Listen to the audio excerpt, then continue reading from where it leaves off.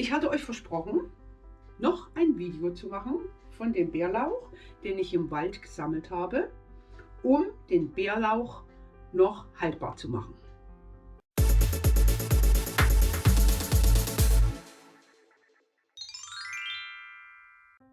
In der Natur an einem Hang mit Bärlauch zeige ich euch jetzt gleich erst noch einmal, wie ihr am besten den Bärlauch bestimmen könnt. So einzeln wächst der Bärlauch. Hier ist der Blütenansatz, die Knospe, und jedes Blatt wächst einzeln. Und das ist beim Maiglöckchen nicht der Fall. Und dann breche ich das hier ab. Hier. Und dann kann man das ganz leicht, habt ihr das gehört? Knick. Ein Maiglöckchenblatt dagegen biegt sich und bricht nicht durch. Hier rechts am Bild bei diesem Maiglöckchen, der Pfeil zeigt darauf, es gibt auch einen Stängel und aus ihm wachsen trichterförmig 2 oder auch 3 Blätter. Nun geht's aber heim in die Küche, denn das Aroma des Bärlauches kommt voll zur Geltung, wenn man ihn so frisch wie möglich verarbeitet.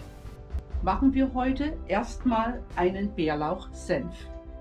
Ihr braucht dazu Senfkörner, Balsamico Bianco Essig, etwas Pfeffer aus der Mühle, etwas kaltes Wasser, Zucker, Salz, Öl und natürlich den Bärlauch.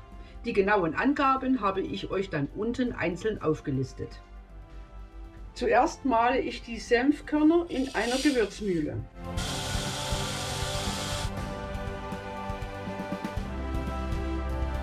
Ich gebe das Wasser zu den gemahlenen Senfkörnern hinzu und lasse es ungefähr 5 Minuten quellen. In der Zwischenzeit gebe ich Balsamico-Essig in einen Topf, Salz und Zucker dazu, kurz erwärmen, bis sich alles auflöst. Den frischen Bärlauch fein schneiden.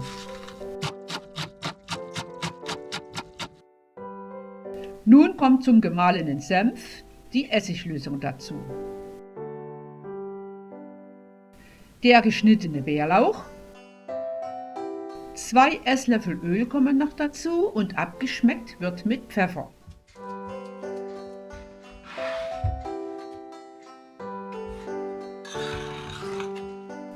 Und voilà, fertig ist der Bärlauchsenf. Ah, perfekt.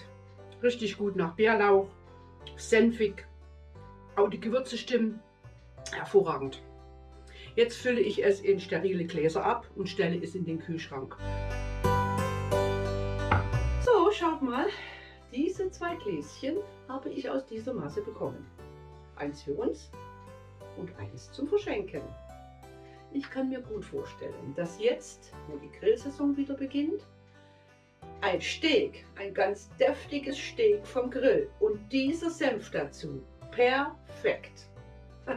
Also, ich wünsche euch viel Spaß beim Nachmachen dieses Bärlauchsenfes. Ach übrigens, hier oben rechts blende ich euch jetzt meinen Film über die Bärlauch-Kartoffelsuppe ein.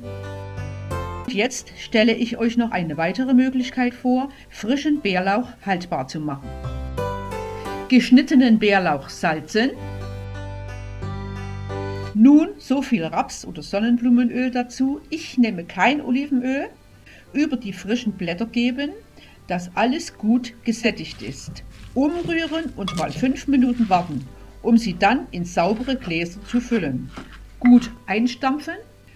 Zum Abschluss noch einmal Öl dazu, so viel, dass es oben aufsteht.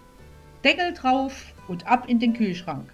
Zu verwenden für sehr viele Pastasoßen, Suppen, Eintöpfe, in einen Salatdressing oder ganz einfach auf ein schönes Butterbrot. Und jetzt noch ein schneller Tipp, um Bärlauchbutter herzustellen.